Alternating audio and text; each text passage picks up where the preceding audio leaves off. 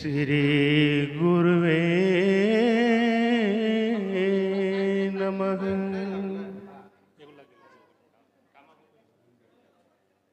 ये दिन कैसा शुभ है, गुरु गए हैं वहाँ अपना कर बैठा है। चरण कमल की छाँव, सतगुरु जिनका नाम है, मन के भीतर धाम। ऐसे दीन दयाल को बारंबार प्रणाम।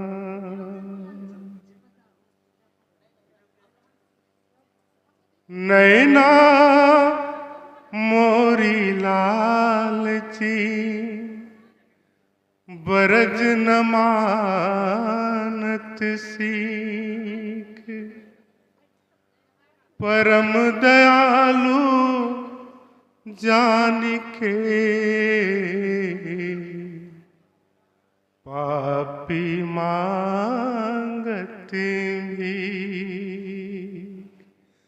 पापी मांगत भी। हे नाथ अब तो ऐसी दया हो, ये जीवन निरर्थक जाने न पाए। हे नाथ अब तो ऐसी दया हो, ये जीवन निरर्थक जाने न पाए। यह मन न जाने क्या क्या कराए, कुछ बन न पाए, अपने बनाए।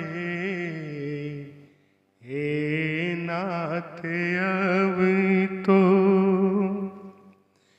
संसार में यूं आसक्त रह कर, दिन रात अपने मतलब की कह कर। संसार में यूं आसक्त रह कर, दिन रात अपने मतलब की कह करे।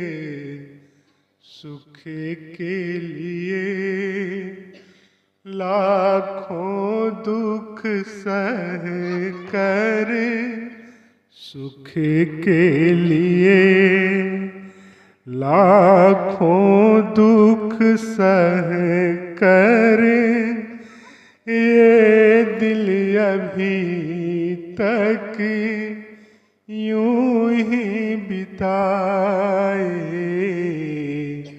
हे नाथ अब तो ऐसी दया हो, ये जीवन निरर्थक जाने न पाए। हे नाथ अब तो ऐसा जगा दो, फिर सो न पाऊं अपने को निष्काम प्रेमी बनाऊं। ऐसा जगा दो फिर सो न पाऊं अपने को निष्काम प्रेमी बनाऊं। मैं आपको चाहूं और पा जाऊं। मैं आपको चाहूं और पा जाऊं। संसार का भय रहे कुछ न जाए। हे नाथ अब तो ऐसी दया हो, ये जीवन निरर्थक जाने न पाए। हे नाथ अब तो वह योग्यता दो सद्कर्म कर लूं अपने हृदय में सद्भाव भर लूं। वह योग्यता दो सद्कर्म कर लूं अपने हृदय में सद्भाव भर लूं।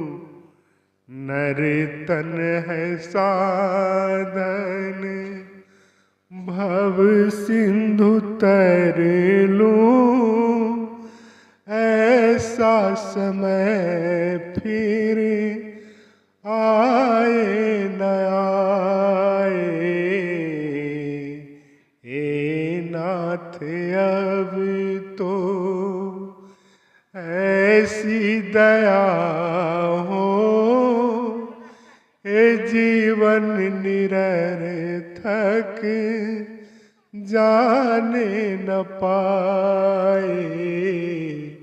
हे नाथ अब तो, हे नाथ मुझको निर्भिमानी बना दो। दारिद्र्य हर लो दानी बना दो। हे नाथ मुझको निर्भिमानी बना दो। दारिद्र्य हर लो दानी बना दो। आनंद में निशानी बना दो। आनंद में निशानी बना दो। मैं हूँ तुम्हारी आस लगाए। हे नाथ अब तो ऐसी दया हो, ये जीवन निरर्थक जाने न पाए। हे नाथ अब तो।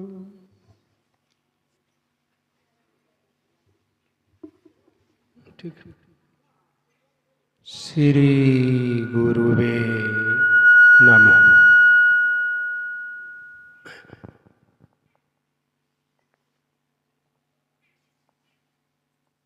अगर हम सब पढ़े लिखे हैं तो अर्थशास्त्र कहता है कि कोई भी व्यक्ति जब घर से बाजार के लिए निकलता है किसी वस्तु को खरीदने के लिए, तो वह अपने खर्च की इकाई से अधिकतम संतुष्टि प्राप्त करना चाहता है। अपने जेब से खर्च की गई राशि से अधिकतम संतुष्टि प्राप्त करना चाहता है। और जब उसे संतुष्टि प्राप्त होती है तब उसे सचमुच उस राशि का मतलब पता चलता है कि हमने जो मेहनत से कमाया था, पैसे इकट्ठा किया था, उसकी एक एक इकाई से हमने कितना लाभ कमाया। ठीक उसी तरह से दिव्य चेतना सत्संग के माध्यम से हमारे गुरु महाराज साहब बताना चाहते हैं कि तुम्हारा जो यह मन परमात्मा का दिया हुआ मनुष्य का तन है, क्या कभी तुमने सोचा कि यह तन हमारा कितना बहुमूल्य है और इस बहुमूल्य तन को हम कैसे खर्च करते हैं, कैसे कहां पर लगाते हैं। मनुष्य होने के नाते एक बहुत बड़ा गुण हम सबों के अंदर है। गुरु महाराज साहब बताते हैं कि वह गुण है मननशीलता।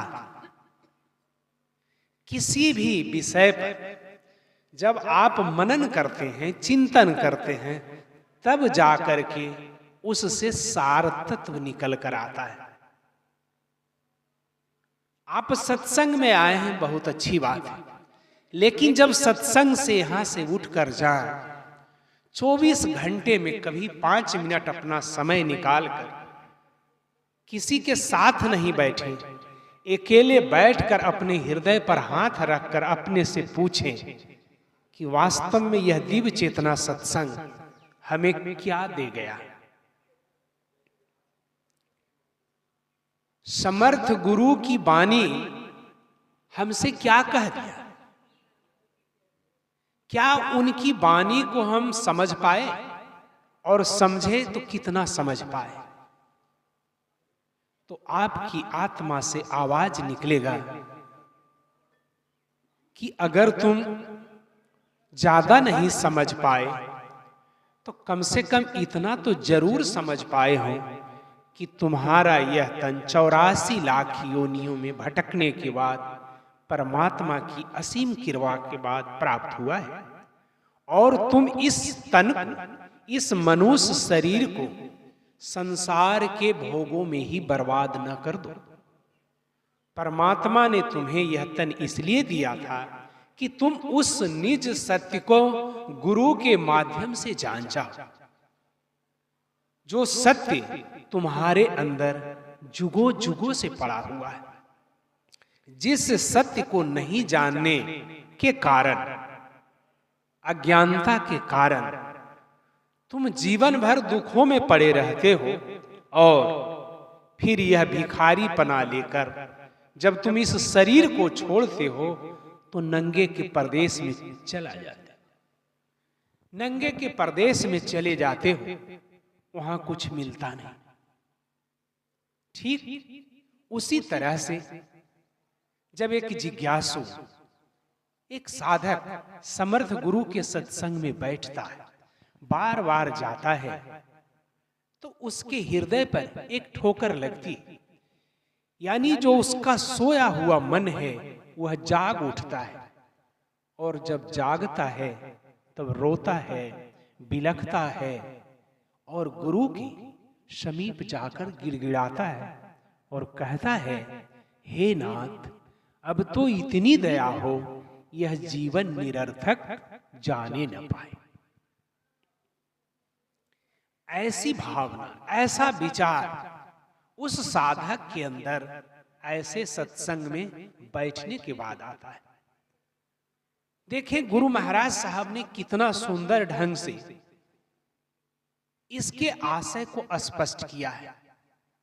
अर्थ का मतलब होता है धन, और अर्थ का मतलब होता है मीनिंग, माने। तो यहां पर दोनों सटीक बैठता है। यहां पर दोनों माने बिल्कुल सत्य बैठता है, सटीक बैठता है कि साधक कह रहा है गुरु से कि प्रभु इतना समय हमारा तो बर्बाद हुआ सो हुआ, कम से कम अब हमें आप इस जीवन के अर्थ को बता दें। इस जीवन का मतलब क्या है? जीवन में हमें कौन सा धन इकट्ठा करना है? बैंक में बैलेंस बढ़ाना है, या 4 जगह जमीन खरीदना है, या बड़े बड़े मकान बना के छोड़ देना है, या पुण्य का धन इकट्ठा करना है? तो गुरु महाराज साहब ने इस बात को स्पष्ट करते हुए कहा कि बेटा, यही गलती हर एक व्यक्ति से होता है, चाहे वह डॉक्टर हो, इंजीनियर हो, प्रोफेसर हो, किसी भी पद को प्राप्त किए हो, लेकिन वह इस जीवन के अर्थ को नहीं समझता है। वह इस शरीर को ही सर्वस्व समझकर पूरे जीवन भर अपने शरीर की सुख सुविधा के लिए ही सारा पैसा लगाता है। जितनी भी मेहनत की कमाई करता है वह इस शरीर के लिए, और गुरु के अभाव में यह नहीं जान पाता कि शरीर अलग है और जीवन अलग है।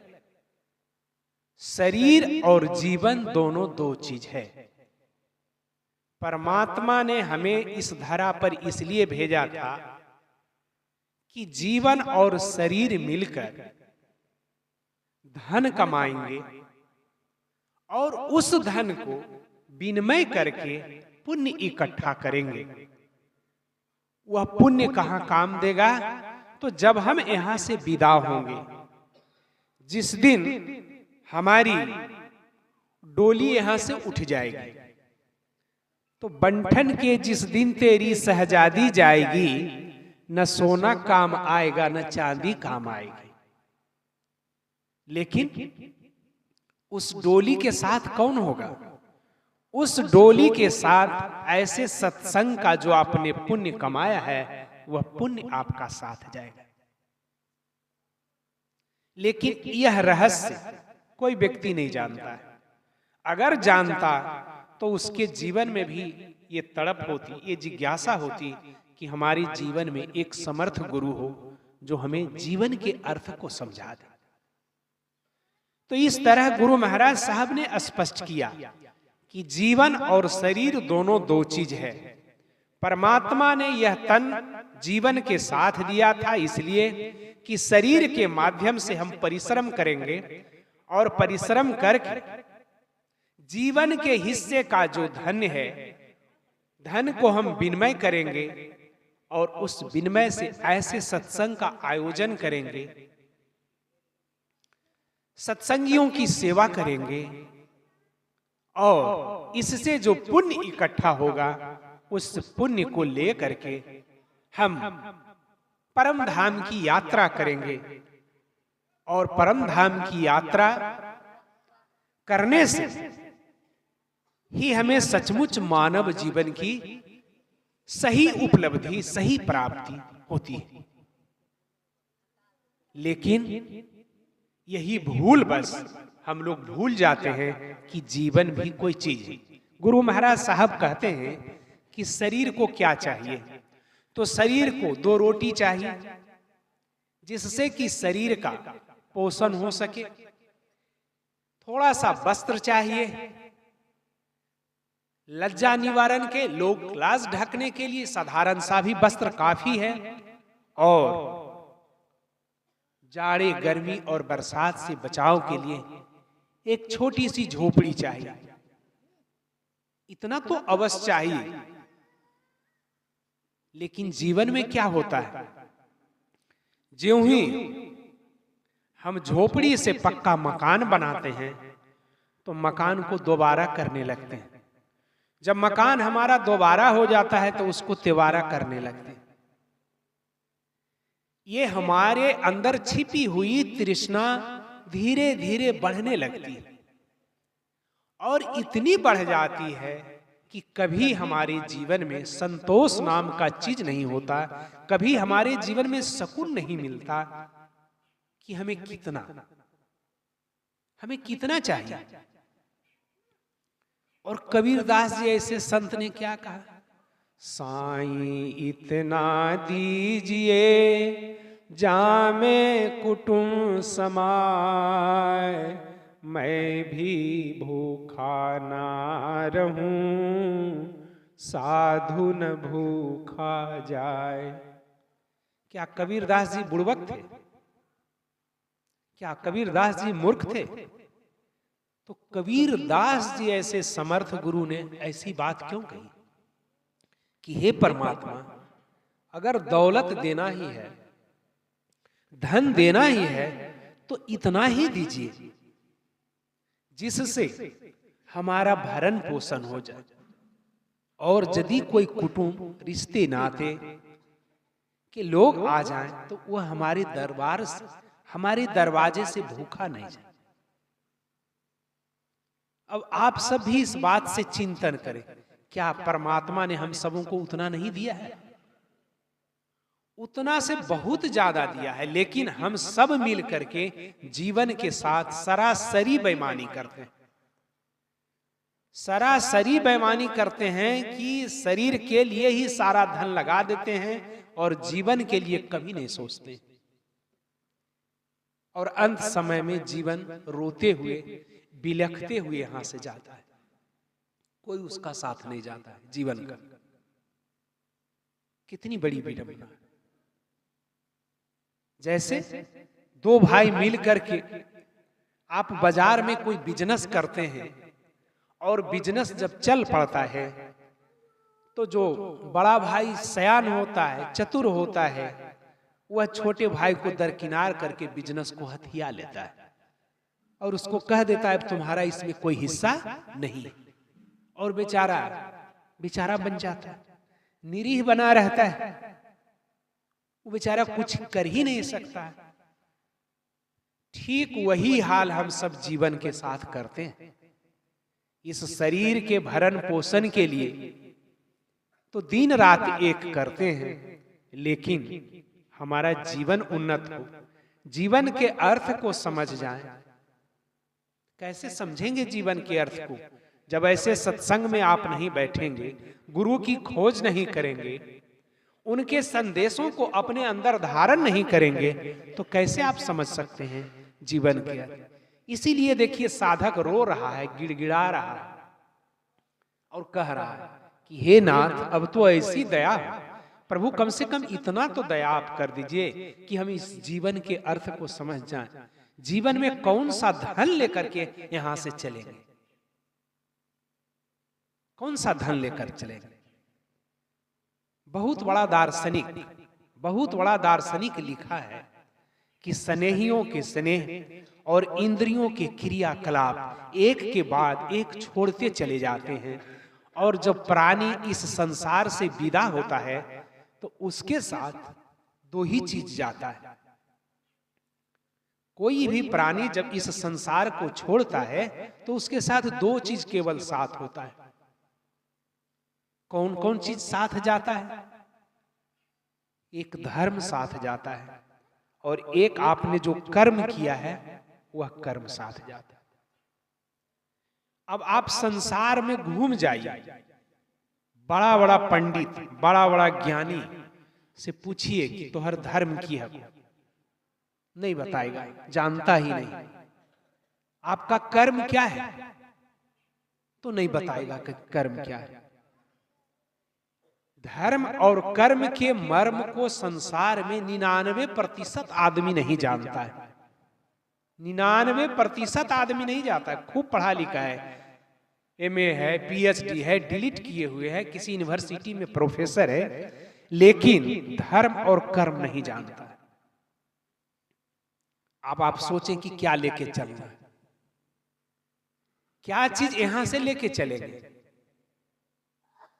जिस मकान में हमने मार्बल लगाया है, मार्बल से मकान को चकचक किया है और कमरे में एसी लगाया है, और न जाने संसार में कितने सुख के साधन हैं, सारे सुख के साधन को हम अपने मकान में लगाए।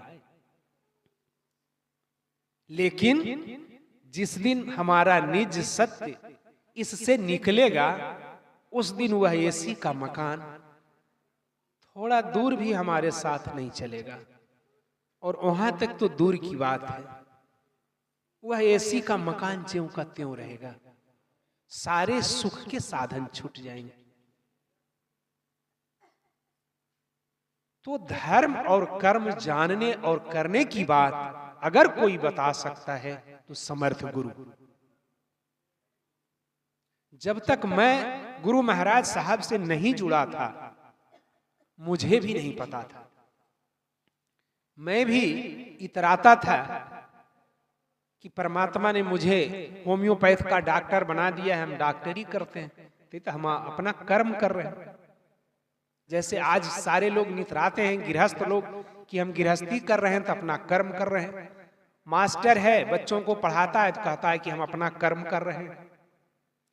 जो भी व्यक्ति जिस पेशे से जुड़ा हुआ है उसी को अपना कर्म मान रहा है, लेकिन यही गलती कर करके वह अपने जीवन के अर्थ से अलग हो रहा है। कर्म इस संसार में एक है, और वह कर्म आपके लिए, हमारे लिए गुरु निर्धारित करता है। गुरु निर्धारित करता है कि तुम्हारा कर्म क्या है, और जब उसकी बताई हुई विधि से हम अपनी साधना करते हैं, तब आपको पता चलता है कि अरे कर्म तो हमारा सचमुच यही था। बिना उस कर्म के मर्म को जाने हुए आपके अंदर, हमारे अंदर कर्तव्य बोध नहीं होगा, और जब कर्तव्य बोध नहीं होगा तो सोचे कि क्या हाल होगा। गुरु महाराज साहब ने कहा कि परमात्मा ने तुमको सब कुछ दे रखा है, घर भी है, परिवार भी है, बच्चे भी हैं, सामान ढंग की तुम्हारे पास नौकरी भी है, सब कुछ भी है, तो फिर तुम इतना से संतुष्ट क्यों नहीं होते? तो हमारे अंदर एक अहंकार है, जिस अहंकार को पालन पोषण करने के लिए हम ये चाहते हैं कि 10 लोग हमारी बड़ाई करते, 10 लोग हमारा कहना मानते, 10 लोग हमारे पीछे चलते, और यदि हमारी बात नहीं मानते तो उन पर हम बलपूर्वक दबाव देते कि तुम हमारे अनुसार चलो। ये सब सारे क्रियाकलाप दर्शाते हैं कि आपके अंदर कितना बड़ा अहंकार है छुपा हुआ। और ऐसी धारणा, ऐसा विचार आपके अंदर जो उठता है, उसका एकमात्र कारण है कि आपने किसी समर्थ गुरु से संबंध नहीं बनाया।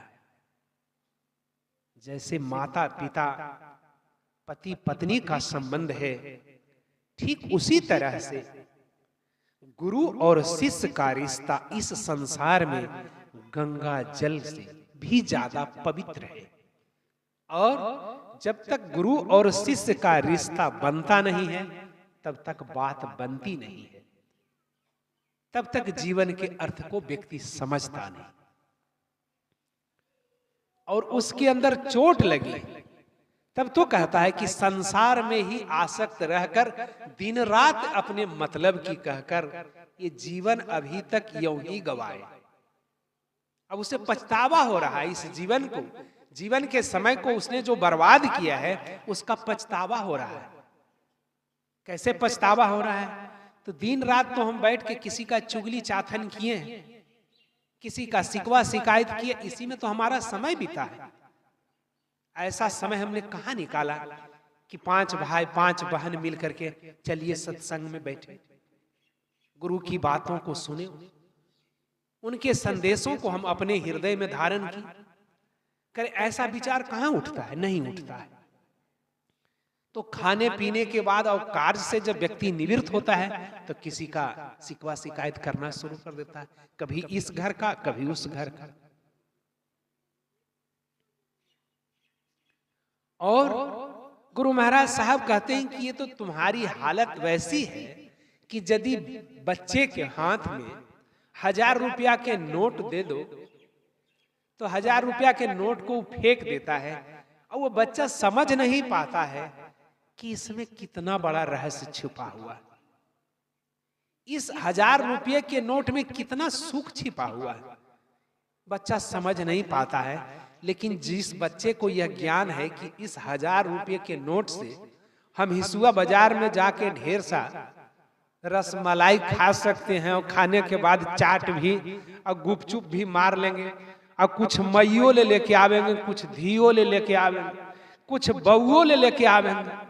वो देखिए 1000 रुपया का नोट फेंकेगा, वो छिपा के रखेगा इसमें कई एक गांठ लगा के रखेगा कि भले कहीं गिर नहीं जाओ बाबा, तेरा बढ़िया से रख दे, इसलिए कि उस 1000 रुपये के नोट के सुख को जानता है, उसके मर्म को जानता है। अब आप सोचे कि आपका शरीर, हमारा शरीर परमात्मा का दिया हुआ ये तन कितना बेशकीमती है, कितना बेशकीमती है। और इस तन को हम लोग ठीक उसी बच्चे की तरह यूं ही छोड़ देते हैं, यूं ही बर्बाद कर देते हैं। सारा जीवन किसी न किसी के शिकवा शिकायत करते करते गुजर जाता है, चिंता फिकीर परेशानियों में गुजर जाता है।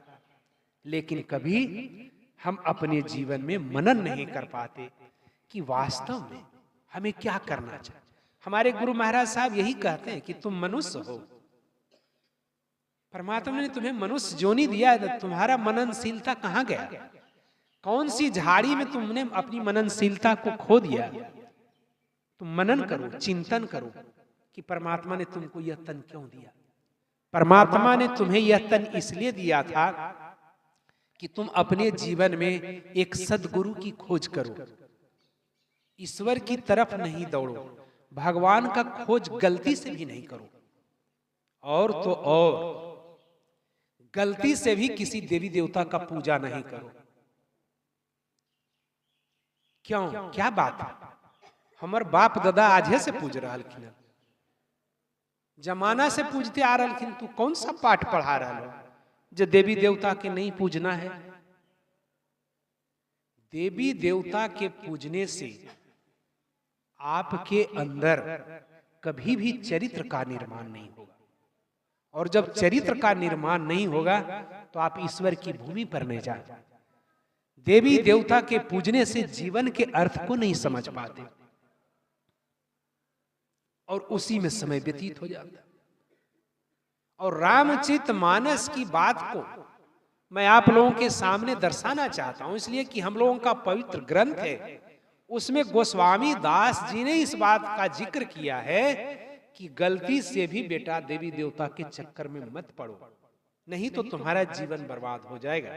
क्यों?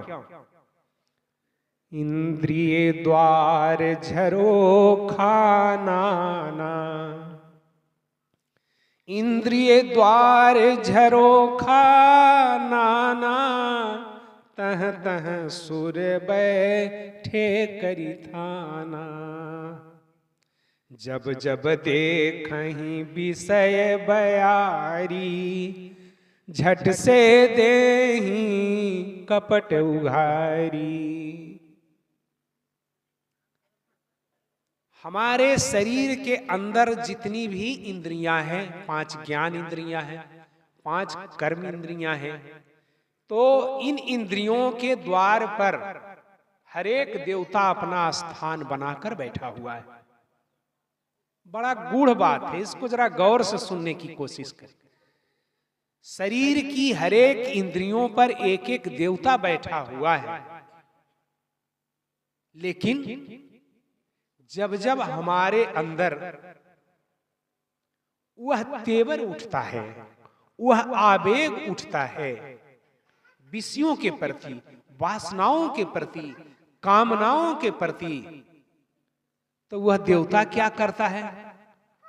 उन इंद्रियों के द्वार को उघार देता है।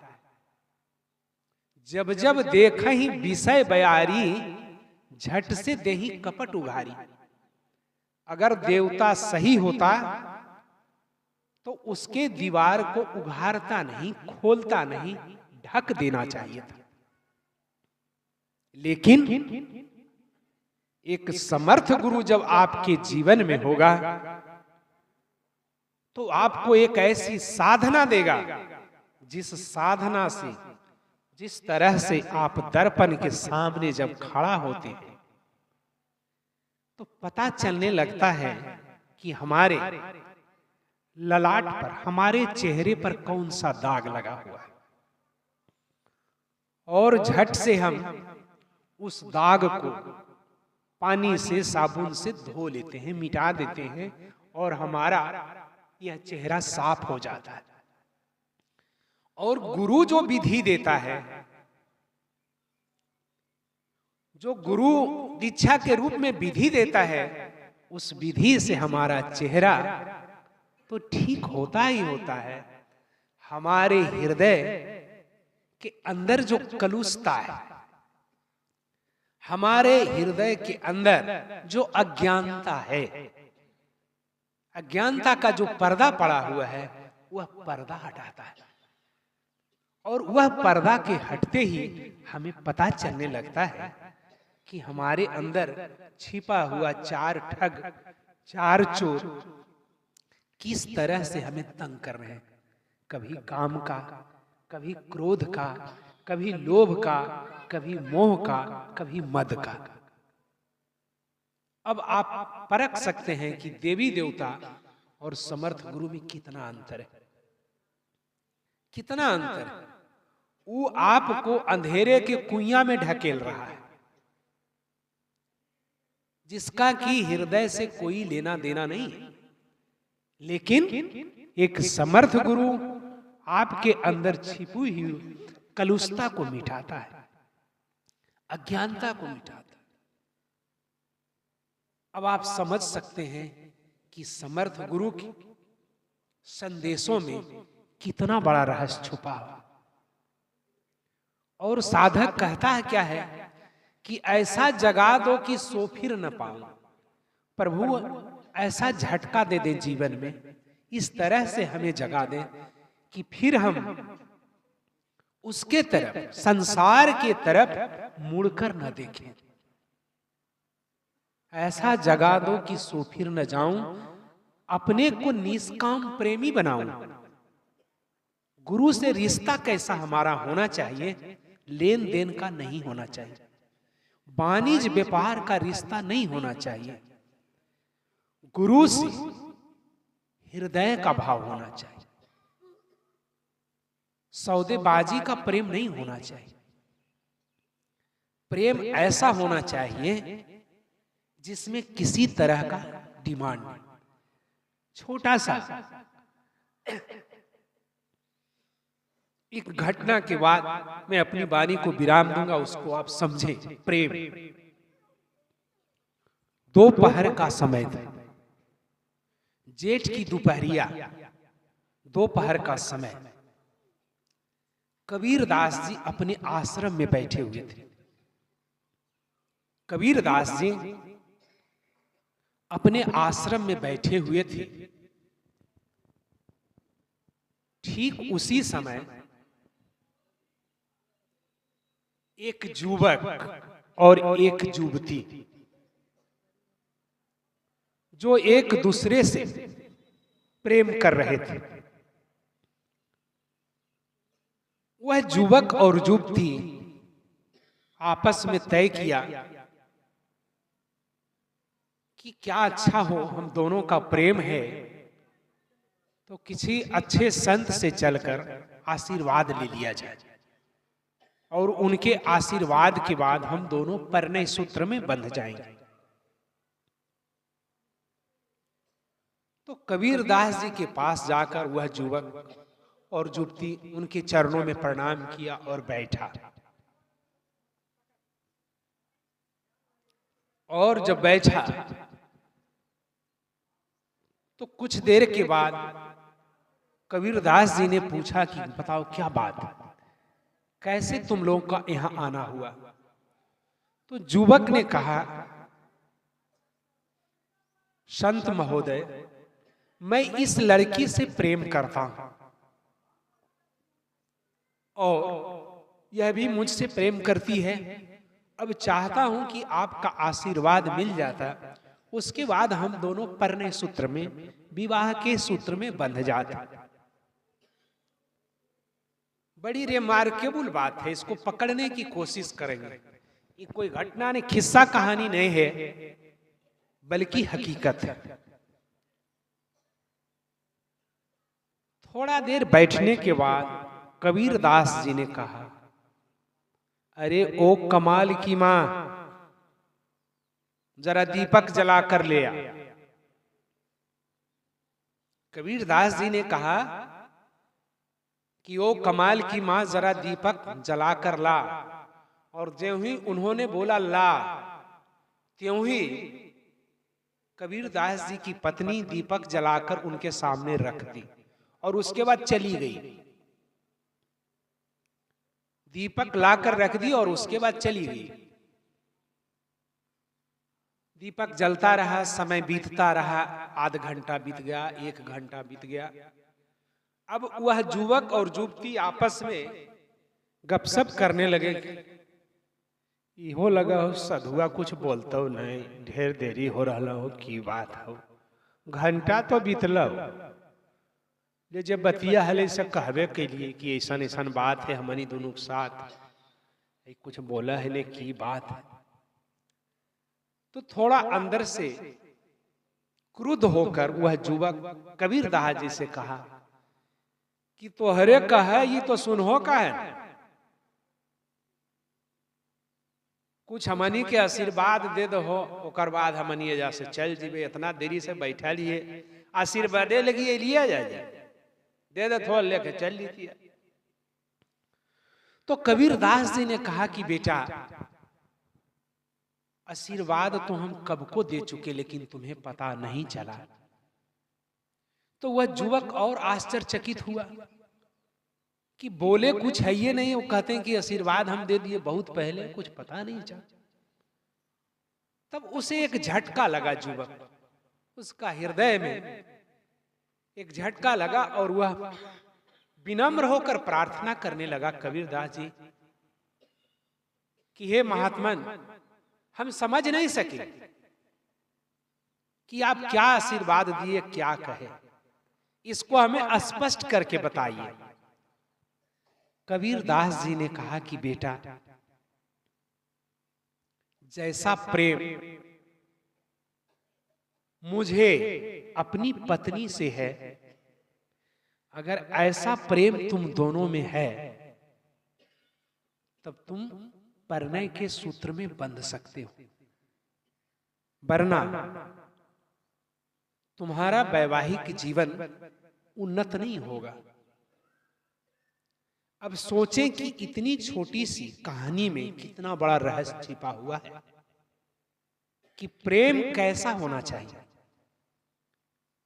जेठ की दोपहरिया में अगर अभी इधर किसी पत्नी को आप कह दें कि जरी दीवा जला के ले आई, तो उधर से आवाज क्या निकलेगा, लगा के फटा के रहा, दोपहरीबो के नहीं जाना है, अखने एकरा दिया के जरूरत पड़, यही आवाज है।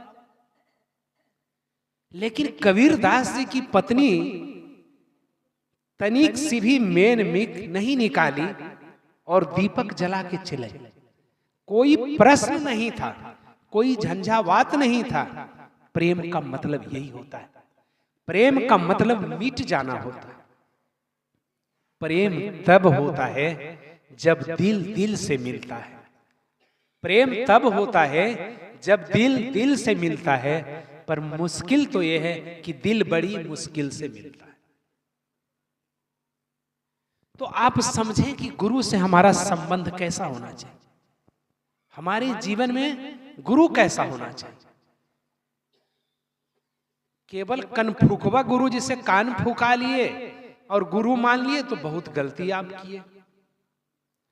गुरु ऐसा होना चाहिए जो आपके अंदर छिपे हुए संशय को तुरंत मिटा दे।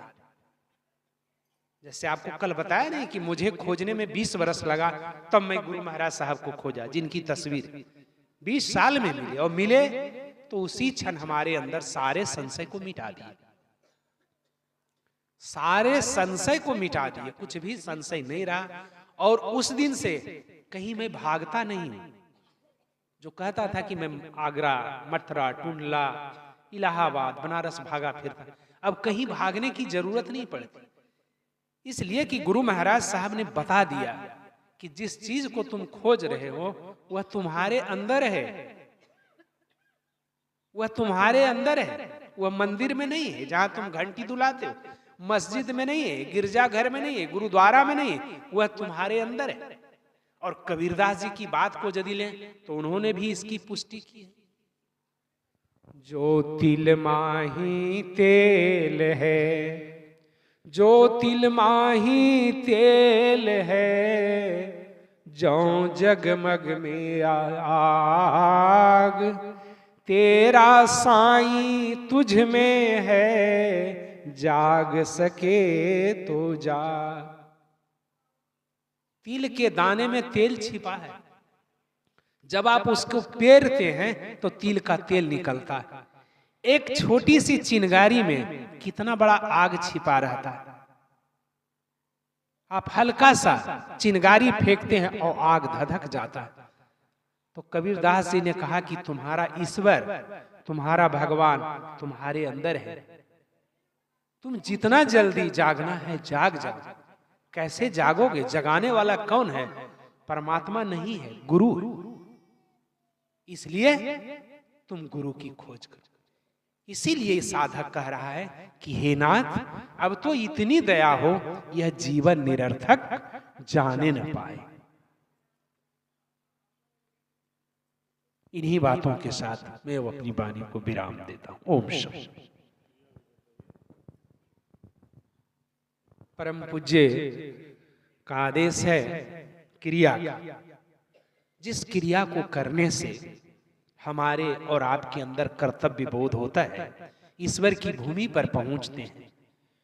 तो इसके लिए आवश्यक है कि आप सब थोड़ा सा सहज आसन से बैठ जाएं, एक दूसरे का शरीर स्पर्श ना करें, शरीर को ढीला छोड़ें, आंखों को हल्का सा बंद करें, किसी भी ढंग का शरीर पर तनाव ना रखें।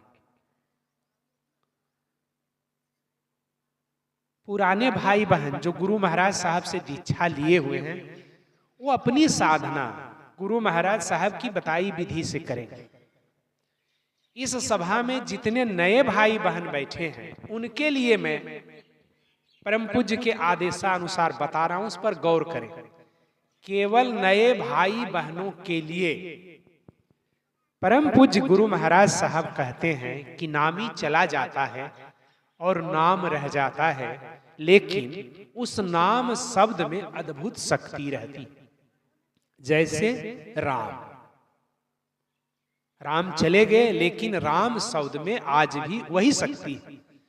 तो इस राम शब्द को जीवंत करने के लिए राम के आगे श्री लगा दें, यानी आपका मंत्र क्या होगा? श्री राम, श्री राम, श्री राम। 15-15 सेकेंड पर इसे बोलना है। बोलना कैसे है? तो मुख से नहीं बोलना है, मध्यमा वाणी में बोलना है, कंठ से। सबसे आसान उपाय आप समझें कि मन ही मन बोले, हो गया। आपके बगल में बैठा हुआ कोई व्यक्ति इसे सुने नहीं। जो आपके बगल में बैठा हुआ है वह भी इसके उच्चारण को नहीं सुने।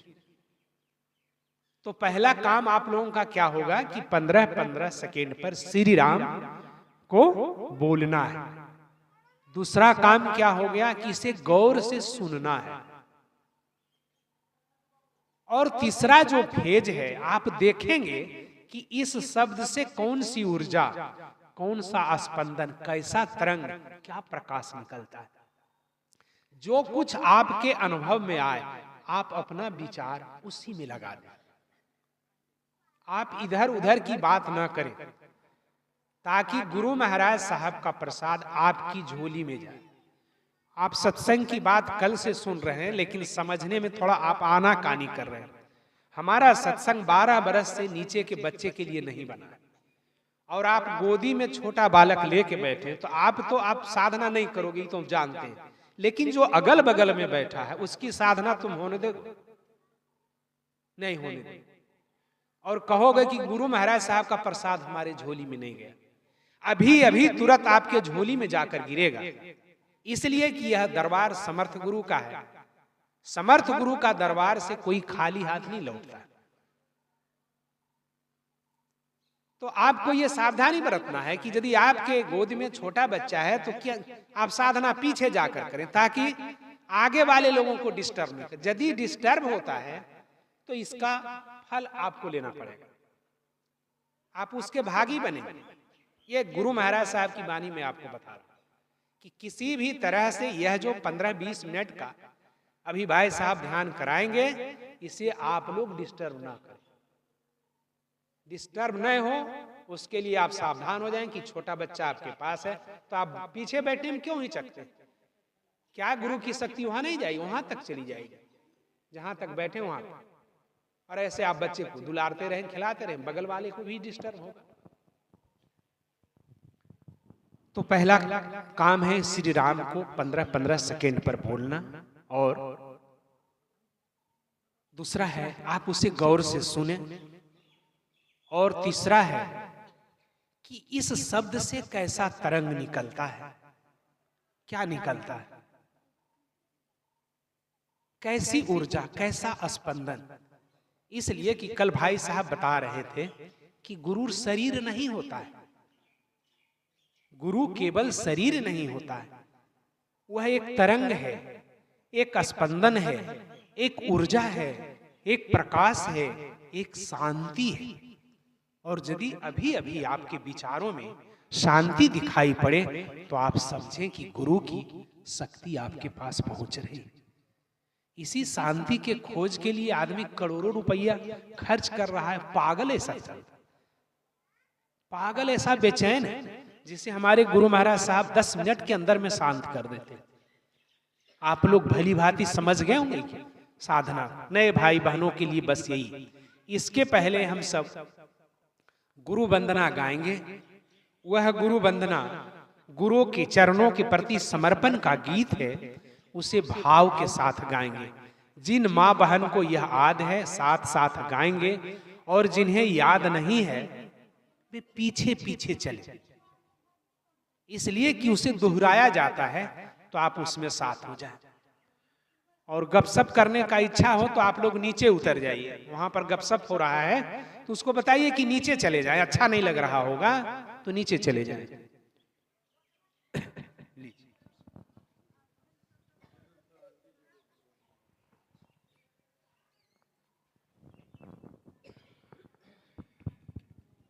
शरण में आए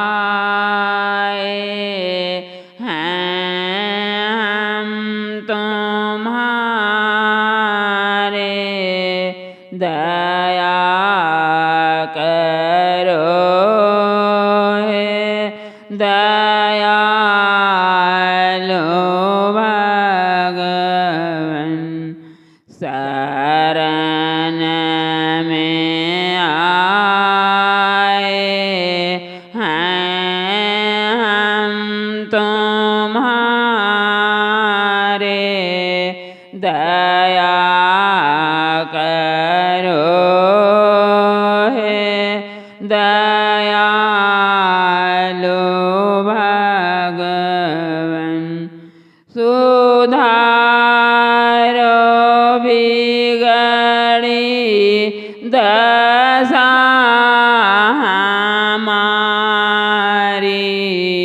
दया करो हे दयालु भगवन। शरण में आए हैं हम तुम्हारे,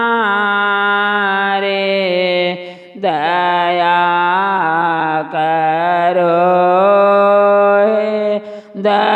दयालु भगवन नाम में बल है नाम में शक्ति नाम में साधन नाम में भक्ति नाम में बल है नाम में शक्ति नाम में साधन नाम में भक्ति तुम्हारे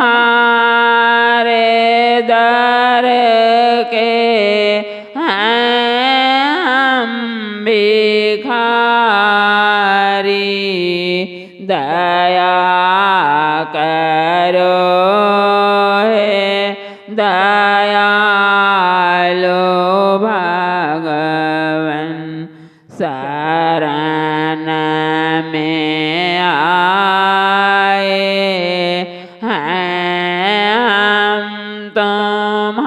तुम्हारे दया करो हे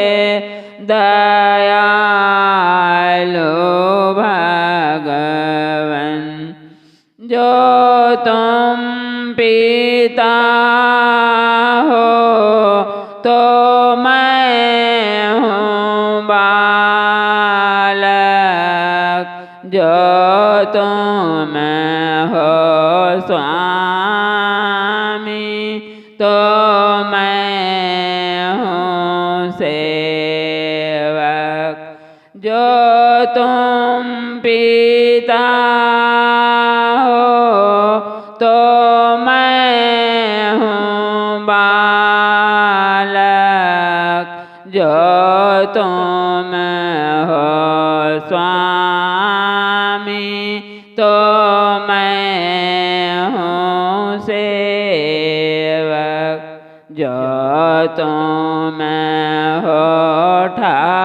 ठाकुर तो मैं पुजारी दया करो हे दयालु भगवन शरण में आए हैं हम तुम्हारे दया करो हे दयालु भगवन जो हम भले हों तो भी तुम्हारे जो हम बुरे हों तो भी तुम्हारे जो हम भले हों तो भी तुम्हारे जो हम बुरे हों तो भी तुम्हारे तुम्हारे हो कर रहें भिखारी दया करो हे दयालु भगवन शरण में आए हैं हम तुम्हारे दया करो हे दया दयालो भगवन सुधारो बिगड़ी दशा हमारी दया करो हे दयालो भगवन।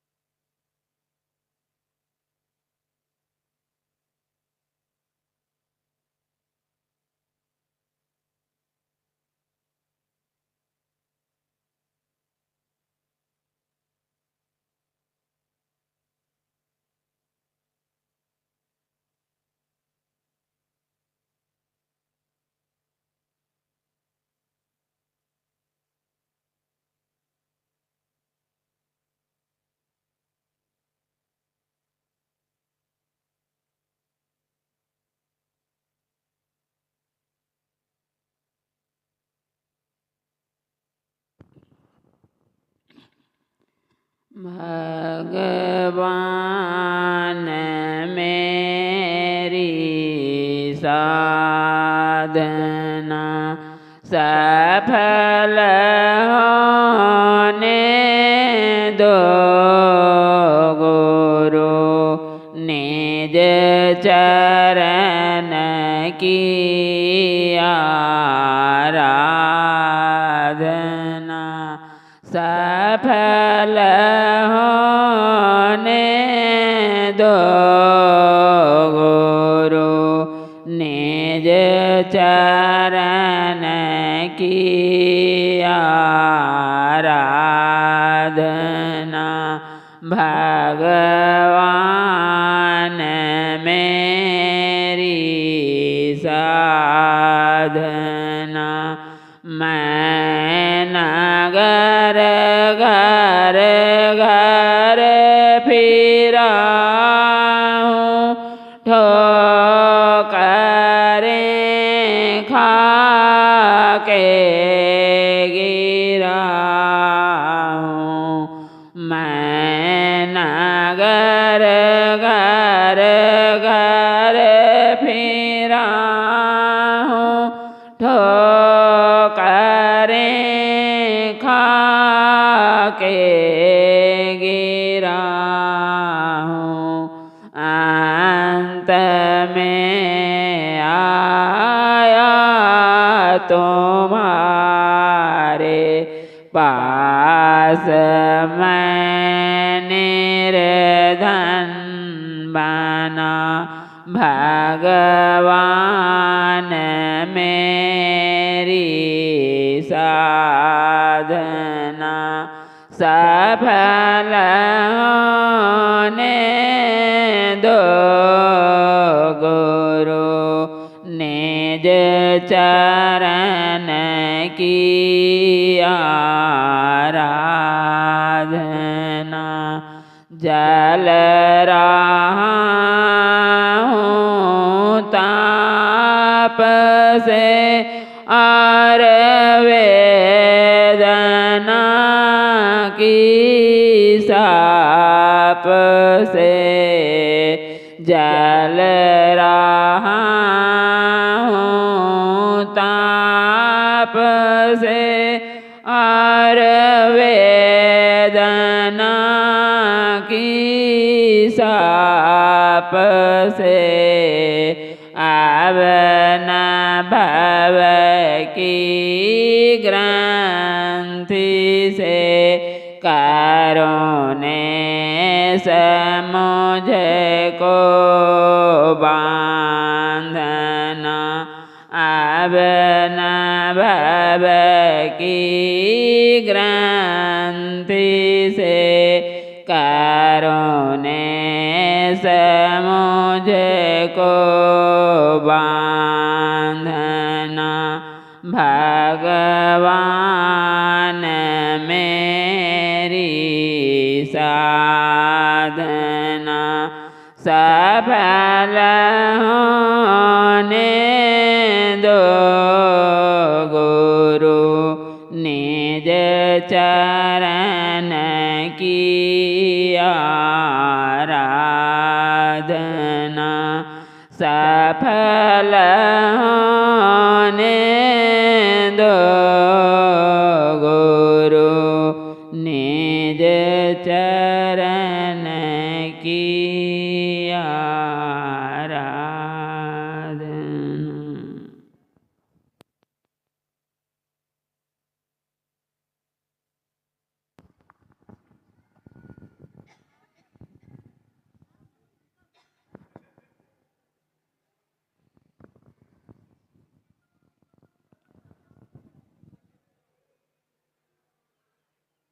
आज मैं आप लोगों के सामने एक ऐसा प्रश्न रखूंगा जो हर साधक का प्रश्न है। बहुत से साधकों की ये शिकायत है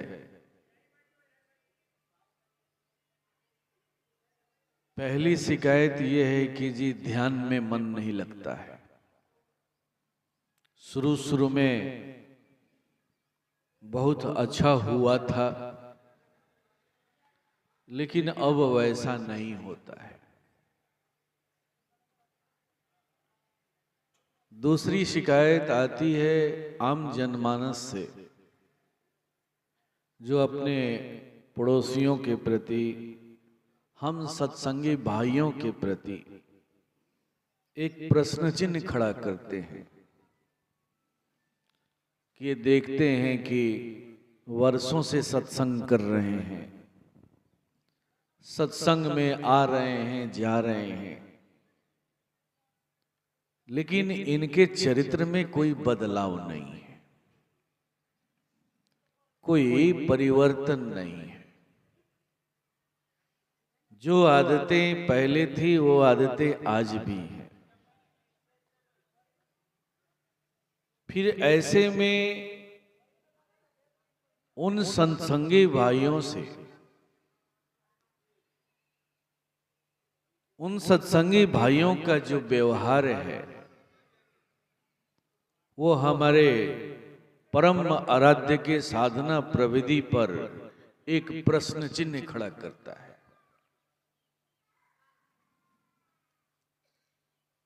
तो ये दो बड़े गंभीर आरोप लगाए जाते हैं, लगते हैं, लगाए जाते हैं। आखिर इसका कारण क्या है? आइए आज हम लोग इसी पर विचार करेंगे, इसी विषय पर विचार करेंगे, क्योंकि हम लोग इस पथ पर चल रहे हैं। कहाँ हम लोगों से भूल होती है, इसकी भी चर्चा होनी चाहिए समय समय पर। तो पहले प्रश्न की तरफ चलते हैं कि ध्यान में मन क्यों नहीं लगता है। ये सत्य नहीं है।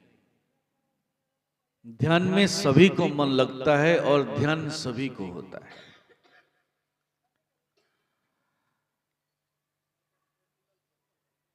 अगर आप खूब भीड़ में हो, गाड़ी आ रही है, जा रही है, यही प्रश्न मुझे सोंदी सत्संग में पूछा गया था कुछ वर्ष पहले। मैंने वहां आम सभा में किसी ने खड़ा होकर के पूछा था और मुझे उसी सभा में उसका समाधान करना पड़ा था। मैं पुनः उस बात को दोहरा रहा हूं आज कि मैंने क्या उत्तर दिया था। शायद इससे आपका काम बन जाए। तो ध्यान ऐसा नहीं है कि ध्यान नहीं लगता है, ध्यान सबका लगता है। ध्यान अगर न लगे तो आप एक कदम चल नहीं पाएंगे, कोई काम आप कर नहीं पाएंगे। लेकिन शिकायत करते हैं कि ध्यान नहीं लगता है। क्यों नहीं लगता है? तो इसका जो सबसे प्रमुख कारण है वो है कि आपने अपने लिए जिस इष्ट का चुनाव किया है, उस इष्ट के प्रति आपकी कितनी प्रियता है, कितनी प्रियता है, कितना लगाव है। ये बहुत अहम बात है, माने रखता है। इसके अलावे और भी कुछ सावधानियां हैं जिसकी मैं चर्चा करूंगा, लेकिन सबसे अहम बात है कि आपका अपने इष्ट के प्रति कितना लगाव है, कितना प्यार है। अगर आपको एक भीड़ में खड़ा कर दिया जाए, आप मंडी में गए हो, बाजार में गए हो, सब्जी बाजार में गए हो, जहां खूब हो हल्ला हो रहा है, और आपको कोई 10,000 रुपए की एक गड्डी दे दे, कहे कि थोड़ा सा गिनिए ना, तो बड़ी आराम से आप उस शोरगुल में उस 10,000 की गड्डी को, नोट को, एक एक नोट को आप गिन लेते हैं। एक भी गलती नहीं करते हैं आप, एक भी भूल नहीं होती है आपसे।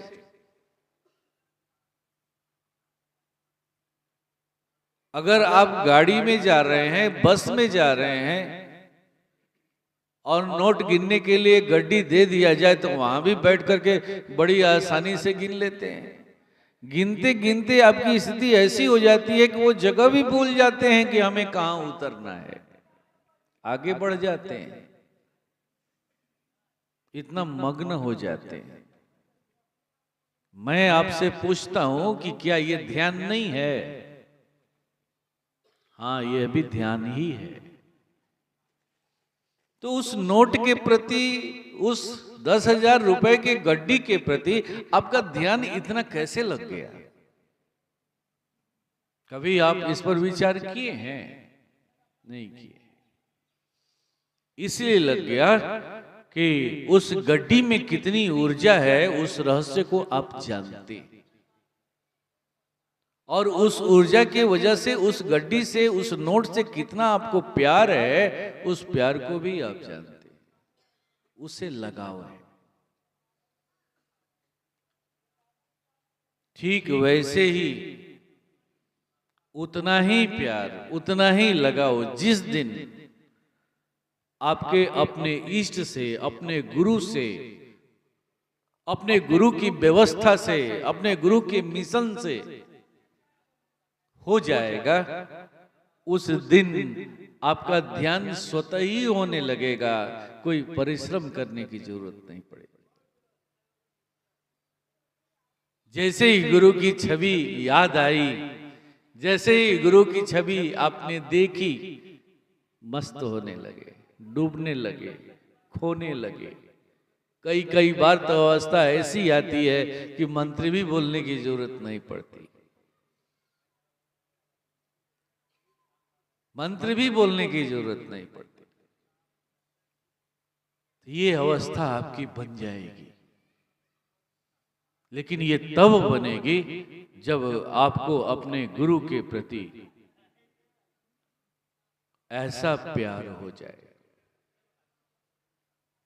दूसरी बात, एक कमियां हम सत्संगी भाइयों में अक्सर देखने को मिलती है।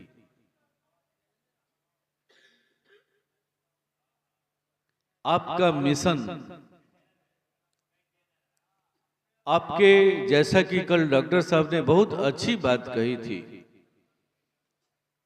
कि आपका ये जो मिशन है वो परम पूज्य गुरु महाराज साहब के तप का फल है। ये बहुत बहुत महत्वपूर्ण बात है। और आप इससे जुड़ करके भी अगर इस तप के फल को नहीं समझेंगे तो भी आपका ध्यान नहीं लगेगा, उसके महत्व को नहीं समझेंगे तो भी आपका ध्यान नहीं लगेगा। याद रखिए, कई कई बार देखने को मिलता है कि कुछ ऐसे चरित्र हैं जो किसी सत्संगी भाई की शिकायत कर रहे हैं, ऊंच नीच बातें कर रहे हैं, और आप वहां खड़ा होकर के उसका रस लेते हैं। गुरु की व्यवस्था की शिकायत कर रहे हैं, लेकिन आप रस लेते हैं। तो याद रखिएगा, जीवन में आपका कभी भी ध्यान सिद्ध नहीं होने वाला है। ऐसी अवस्था में आप केवल घूमेंगे, दिखाएंगे कि हम बहुत बड़े सत्संगी हैं, 10 बरस के हैं, 20 बरस के हैं, 50 बरस के हैं, लेकिन सच कहा जाए तो आपके पास कुछ नहीं, कुछ नहीं। ये बहुत बड़ा पैमाना है। इन चीजों से भी बचना होगा। ये भी एक बहुत महत्वपूर्ण कारण है, इससे बचना होगा।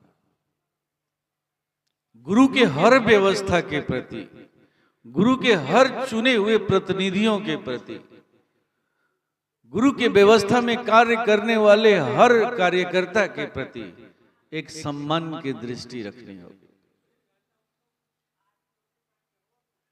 तब देखेंगे कि आपका ध्यान कितना आसान हो जाता है, सरल हो जाता है। तो ये सब छोटी छोटी चीजों की हम लोग अनदेखी करते हैं, ध्यान नहीं देते हैं। और परम पूज्य ने अपने जीवन में जितना तप किया, उस तप के फलस्वरूप जो हमें ये व्यवस्था दी है, सत्संग की व्यवस्था दी है, सत्संग की साधना दी है, उस साधना को जितना फल देना चाहिए था वो फल नहीं दे पाता है, फल नहीं दे पाता है। तो ये सारी मुख्य चीजें हैं जहां हमें सावधान रहने की जरूरत है। हर साधक को सावधान रहने की जरूरत है। कहते हैं ना, दो अहम चीजें हैं जीवन में साधना के पथ पर चलने वाले साधकों के लिए, अभ्यास और वैराग्य। बहुत से साधक ऐसे हैं जो रात दिन अभ्यास में लगे हुए हैं, रात दिन लगे हुए, फिर भी उनके अंदर में कोई परिवर्तन नहीं है। क्यों? आपने एक पार्ट को अपनाया है, दूसरे पार्ट को छोड़ दिया है।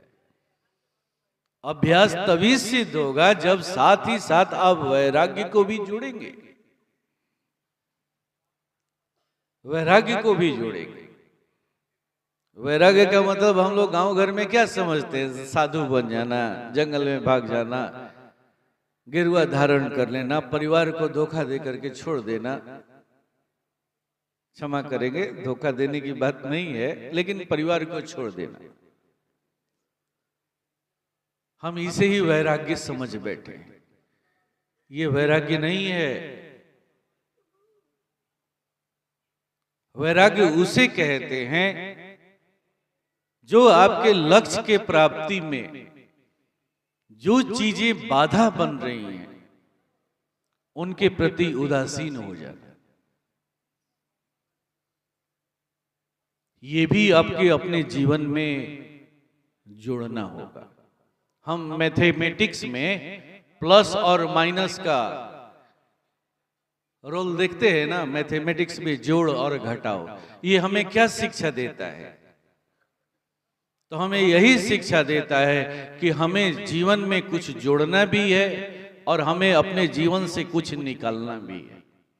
केवल हम अपने जीवन में जोड़े जाएं, जोड़े जाएं, जोड़े जाएं और निकालने की क्रिया ना करें तो क्या होगा? एक दिन बहुत बड़ा कबाड़ का घर बन जाएगा। आवश्यक चीज के साथ साथ अनावश्यक चीजों का भी घुसपैठ हो जाएगा। तो जो आवश्यक है हमारे जीवन में उसे अपने जीवन से जोड़ना है, और जो हमारे जीवन में अनावश्यक है, जो हमारे लक्ष्य में अनावश्यक बन रहा है, बाधा पैदा कर रहा है, हमारी ध्यान साधना में बाधा पैदा कर रहा है, उसकी वजह से स्थितियां विपरीत बन रही हैं, तो निसंदेह उसके प्रति उदासीन होने में कोई बुराई नहीं है। कोई बुराई नहीं कह रहा हूं कि आप उसे गाली दें, झगड़ा करें, लड़ाई करें, लेकिन उदासीन हो जाए, उसमें रस न ले, तब जा करके आपकी साधना पूज्य गुरुदेव से के इतने परिश्रम किए गए तप का जो फल है वो आपके अंदर में बहुत ही सुंदर तरीके से प्रस्फुटित होना शुरू करेगा, और फिर एक दिन आपके जीवन को बदल करके रख देगा, बदल करके रख देगा, बदल करके रख देगा। ये छोटी मोटी सावधानियां हैं जो हर साधक के लिए आवश्यक हैं। जो साधक ध्यान नहीं देते हैं वो समझते हैं कि ध्यान करना ही बहुत बहुत बड़ी बात है। हम तो इतना घंटा ध्यान करते हैं, 4 घंटा बैठते हैं, 3 घंटा बैठते हैं, 5 घंटा बैठते हैं। अरे वो तुम 5 घंटा ध्यान करके क्या कर लोगे? क्या कर लोगे? वो एक नशा बन करके रह जाता है। लेकिन उस ध्यान से जो उपलब्धि होनी चाहिए, आपके अंदर में जो चरित्र का बदलाव होना चाहिए, वो नहीं हो पाता है, नहीं हो पाता। इसीलिए परम पूज्य ने इसके प्रति भी सावधान किया है। हमें अपने आप पर दृष्टि रखनी होगी। इसको दृष्टि पे लाने का सबसे सुंदर तरीका क्या है एक साधक के लिए? तो अगर वो साधक होगा, सचमुच में साधक होगा, तो थोड़ी भी उसकी संगति अगर गड़बड़ाएगी, उसकी रहनी सहनी में दोष आएगा, उसके बात विचार में दोष आएगा, उसके सोच में दोष आएगा, तुरंत उसके साधना पर असर पड़ जाएगा। अपने आप को सबसे सुंदर तरीका है जज करने का, जांचने का, समझने का। किसी से सलाह लेने की जरूरत नहीं है, किसी से मार्गदर्शन लेने की जरूरत नहीं है। तुम्हारा मार्गदर्शन भी तुम्हारे साथ है, तुरंत उस पर असर पड़ जाता है, तुरंत असर पड़ जाता है। और फिर जब उसे ढूंढेंगे ना तो वो मिल जाएगा। हो सकता है थोड़ा देर लगे, मिल जाएगा कि हमसे कहां भूल हो रही है। और जैसे ही उस पर दृष्टि पड़ेगी वो दूर हो जाएगा। और जैसे ही दूर होगा फिर आपकी साधना खिल उठेगी, खिल उठेगी, आपकी शिकायत समाप्त हो जाएगी। इसे ही कहते हैं स्वाध्याय, स्वयं का अध्ययन। एक साधक को स्वाध्यायी भी होना चाहिए, बार बार अपना अध्ययन भी उसे करना चाहिए। तो ये सारी चीजें जब आप अपने आप से जोड़ेंगे तो निसंदेह परम पूज्य गुरुदेव द्वारा जो ये फल है, तप का जो फल है, वो आपके हृदय कमल में भी फलेगा, उतरेगा, उसका परिणाम मिलेगा। फिर कोई प्रश्न नहीं उठाएगा इस मिशन पर, इस मिशन की साधना पर, गुरुदेव की प्रविधि पर कोई प्रश्न नहीं उठाएगा। ऐसे महाप्रभु के दरबार में हम सब बैठे हुए हैं। प्रभु से प्रार्थना है कि प्रभु आपके सामने कुछ नैवेद्य सामग्रियां हम लोग लेकर के उपस्थित हैं। हे प्रभु, आप इसे स्वीकार करें तथा हम सबों पर दया करें। प्रभु कृपा करें। आपने जो रास्ता दिया है, जो मार्ग दिया है प्रभु, उस पर हम हमेशा चलते रहें प्रभु। ऐसी दया कर दो प्रभु, ऐसी कृपा कर दो। आइए इन्हीं भावों के साथ इस नैवेद्य को अपने परम आराध्य प्रभु के चरणों में हम सब अर्पित करें।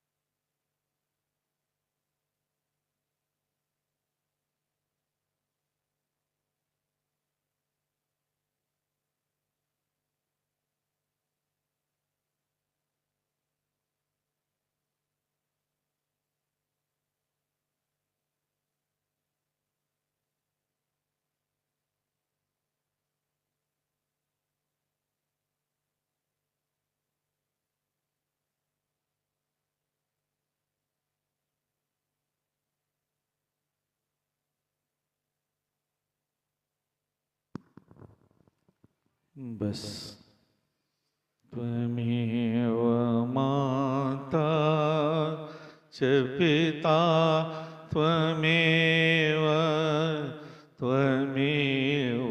बन्धो च सखा त्वमेव विद्या द्रविणं त्वमेव सर्वं मम देव देव। ॐ सहनाववतु सहनौ भुनक्तु सवीर्यं करवावहै तेजस्विनावधीतमस्तु मा विद्विषावहै। ओम शांति शांति शांति।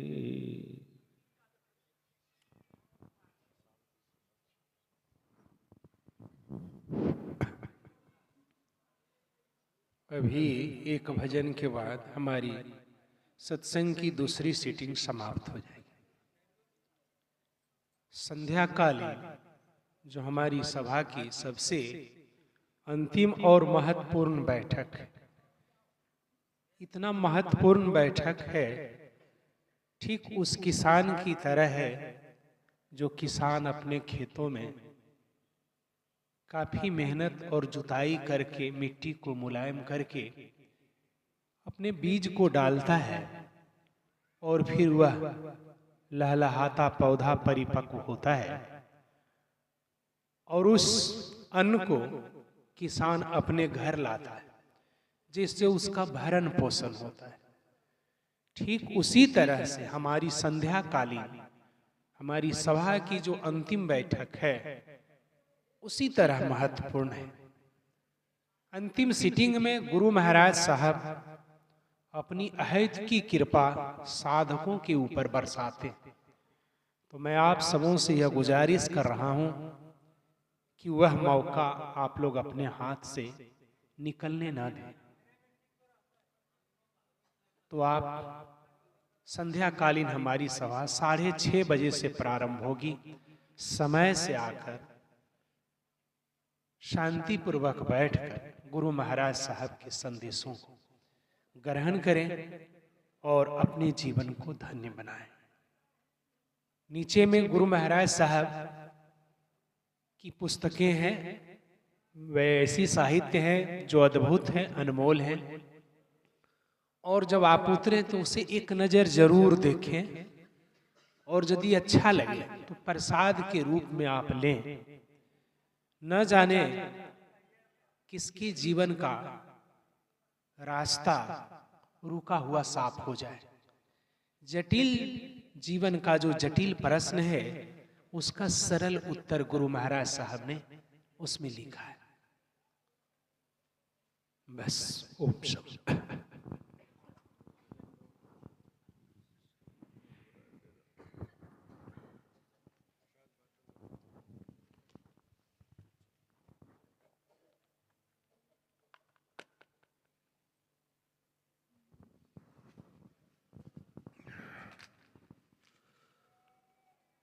ओम श्री गुरुवे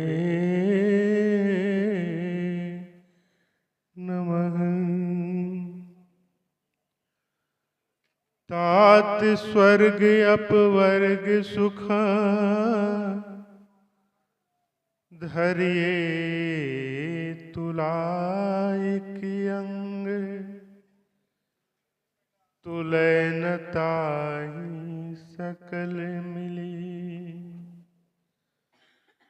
जो सुख खिलो सत्संग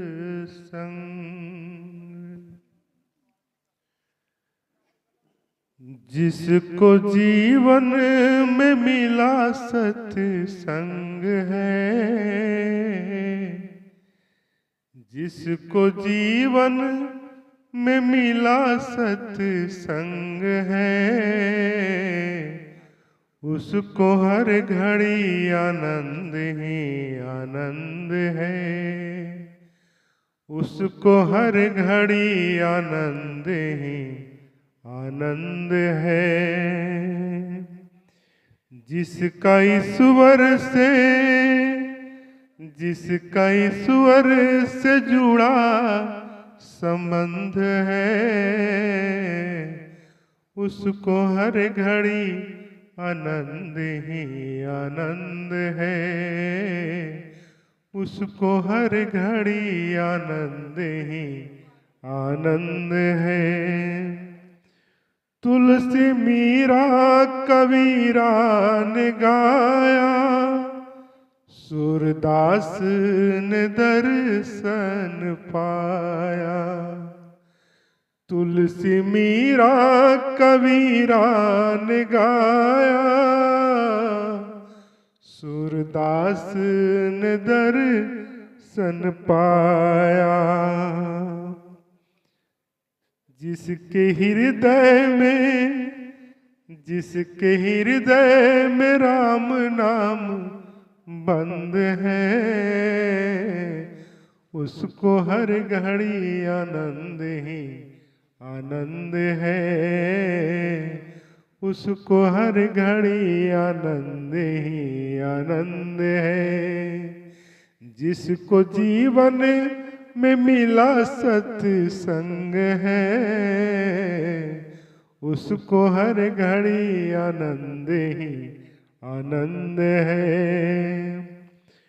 जिसका जीवन इस सत्संग में ढल गया,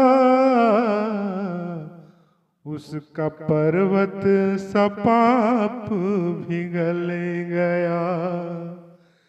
जिसका जीवन इस सत्संग में ढल गया, उसका पर्वत सा पाप पिघल गया। रोम रोम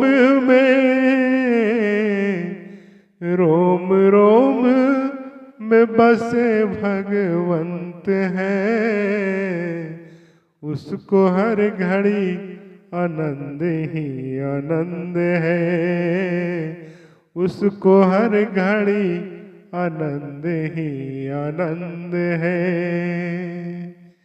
स्वर्ग जाने की इच्छा नहीं है, मुक्ति पाने की इच्छा नहीं है। स्वर्ग जाने की इच्छा नहीं है, मुक्ति पाने की इच्छा नहीं है। साधु संतों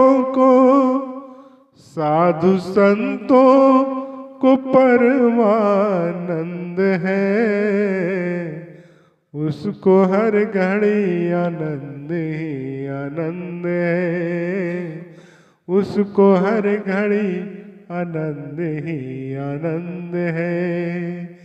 जिसको जीवन में मिला सत्संग है, उसको हर घड़ी आनंद ही आनंद है, उसको हर घड़ी आनंद ही आनंद है।